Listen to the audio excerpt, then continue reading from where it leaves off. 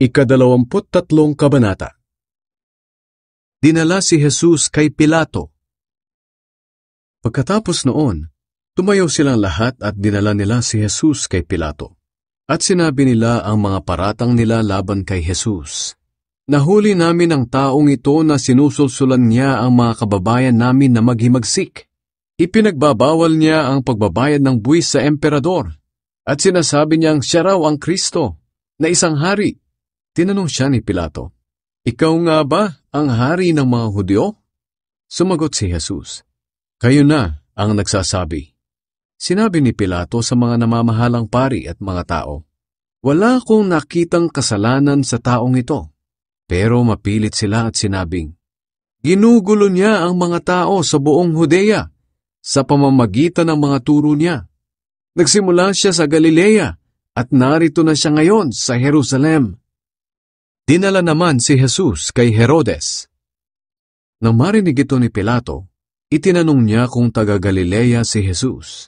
At nang malaman niyang mula nga siya sa Galilea, ipinadala niya si Jesus kay Herodes na nasa Jerusalem noon, dahil sakop nito ang Galilea. Tuwang-tuwa si Herodes na makita niya si Jesus dahil matagal na niya itong gustong makita, dahil sa mga nababalitaan niya, at gusto niyang makita si Jesus na gumagawa ng mga himala. Marami siyang itinanong kay Jesus, pero hindi ito sumagot. Samantala, patuloy na isinisigaw ng mga namamahalang pari at ng mga tagapagturo ng kautusan ang mga paratang nila laban kay Jesus. Hinamak at ininsulto ni Herodes at ng mga sundalo niya si Jesus. Sinuotan nila siya ng magandang damit bilang pagkutya sa kanya, at saka ibinalik kay Pilato. At ng araw ding iyon ay naging magkaibigan ang dating magkaaway na sina Herodes at Pilato. Hinatulan si Jesus ng kamatayan. Ipinatawag ni Pilato ang mga namamahalang pari, mga tagapamahala ng bayan, at ang mga tao, at sinabi sa kanila, "Dinala ninyo sa akin ang taong ito na ayon sa inyo ay nanunulsol sa mga tao upang maghimagsik. Inimbestigahan ko siya sa harap ninyo at napatunayan kong hindi totoo ang mga paratang nyo laban sa kanya. Ganoon din ang napatunayan ni Herodes, kaya ipinabalik niya si Jesus dito sa akin. Wala siyang nagawang kasalanan upang parusahan ng kamatayan, kaya ipahahagupit ko na lang siya at palalayain." Tuwing pista ng paglampas ng anghel, kailangang magpalaya si Pilato ng isang bilanggo, pero sabay-sabay na sumigaw ang mga tao, "Patayin ang taong yan at palayain si Barabas." Si Barabas ay nabilanggo dahil sa paghihimagsik sa Jerusalem at pagpatay. Muling nagsalita si Pilato sa mga tao dahil gusto niyang palayain si Jesus. Pero patuloy ang pagsigaw ng mga tao, "Ipako siya sa krus! Ipako siya sa krus!" Sa ikatlong pagkakataon ay nagsalita si Pilato sa kanila, "Bakit? Anong kasalanan ang ginawa niya? Wala akong nakikitang kasalanan sa kanya para ipapatay siya. Kaya ipahahagupit ko na lang siya at saka palalayain." Pero lalo nilang iginigiit at ipinagsisigawan na ipako siya sa krus. Sa wakas ay nanaig din sila. Kaya pinagbigyan ni Pilato ang kahilingan ng mga tao na ipako sa krus si Jesus.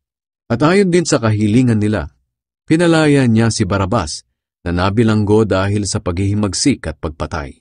Pero ibinigay niya si Jesus sa kanila para gawin ang gusto nila. Ipinako sa krus si Jesus. Nang dinadala na ng mga sundalo si Jesus sa lugar na pagpapakuan sa kanya, nasalubong nila si Simon na taga Cyrene, nakagagaling lang sa bukid. Dinakip nila ito at sapilitan nilang ipinapasan sa kanya ang krus, kasunod ni Jesus. Sinusundan si Jesus ng napakaraming tao, kabilang ang mga babaeng umiiyak at nananaghoy dahil naaawa sila sa kanya. Pero lumingon sa kanila si Jesus at sinabi, "Kayong mga kababaihan ng Jerusalem, huwag ninyo akong iyakan. Ang iyakan ninyo ay ang mga sarili ninyo at ang inyong mga anak. Sapagkat darating ang mga araw na sasabihin ng mga tao, mapalad ang mga babaeng walang anak at walang pinasususong sanggol. Sa mga araw na iyon ay sasabihin ng mga tao sa mga bundok at sa mga burol, tabunan ninyo kami, sapagkat kung ginawa nila ito sa akin na walang kasalanan, Ano pa kaya sa mga taong may kasalanan? Dalawa pang kriminal ang dinala nila upang patayin kasama ni Jesus. Pagdating nila sa lugar na tinatawag na Bungo, ipinako nila sa krus si Jesus at ang dalawang kriminal. Ang isa ay sa kanan ni Jesus at ang isa ay sa kaliwa. Sinabi ni Jesus, "Ama, patawarin mo sila dahil hindi nila nalalaman ang kanilang ginagawa." Nagpalabunutan ng mga sundalo para paghahati-hatian ang mga damit ni Jesus. Habang nakatayo ang mga tao roon at nanonood, iniinsulto ng mga tagapamahala ng bayan si Jesus. Sinabi nila, "Iniligtas niya ang iba. Iligtas naman niya ngayon ang kanyang sarili kung siya nga talaga ang Kristong pinili ng Diyos." Ininsulto rin siya ng mga sundalo at binigyan ng maasim na alak. At sinabi pa nila sa kanya, "Kung ikaw nga ang hari ng mga Hudyo, iligtas mo ang iyong sarili." May karatula sa ulunan ni Jesus at ganito ang nakasulat, "Ito ang hari ng mga Hudyo." Ininsulto rin si Jesus ng isa sa mga kriminal sa tabi niya. "Hindi ba ikaw ang Kristo? Iligtas mo ang sarili mo, pati na kami." Pero sinaway siya ng isa pang kriminal na nakapako. "Hindi ka ba natatakot sa Diyos? Ikaw man ay pinaparusahan din ng kamatayan. Dapat lang naparusahan tayo ng kamatayan dahil sa mga ginawa nating kasalanan. Pero ang taong ito'y walang ginawang masama."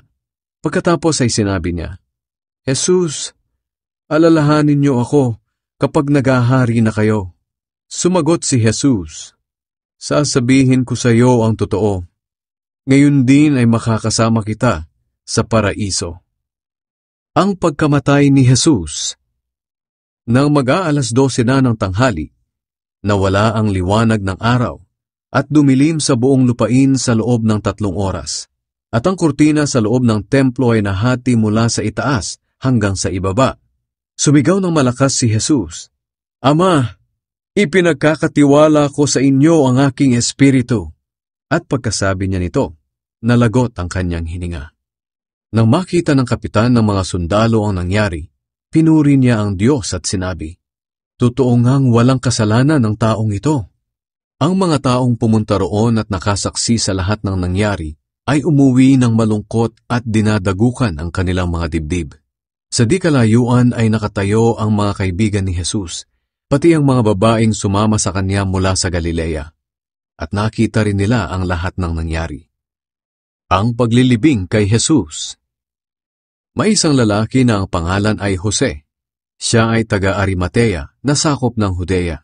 Kahit na miyembro siya ng korte ng mga Hudyo, hindi niya sinang-ayunan ang kanilang ginawa kay Jesus. Mabuting tao siya, matuwid, at kabilang sa mga naghihintay sa paghahari ng Diyos. Pumunta si Jose kay Pilato at hiningi ang bangkay ni Jesus. Inalis niya ang bangkay sa krus at binalot ng telang linen. Pagkatapos, inilagay niya ito sa libingang inukit sa gilid ng burol na hindi pa napaglilibingan. Biyernes noon at araw ng paghahanda para sa araw ng pamamahinga. Sinundan si Jose ng mga babaeng sumama kay Jesus mula sa Galilea. Nakita nila ang libingan at ang pagkakalagay doon ng bangkay ni Jesus. Pagkatapos, umuwi sila at naghanda ng sari-saring pabango na ipapahid sa bangkay ni Jesus. At nang magsimula na ang araw ng pamamahinga, nagpahinga sila ayon sa kautusan.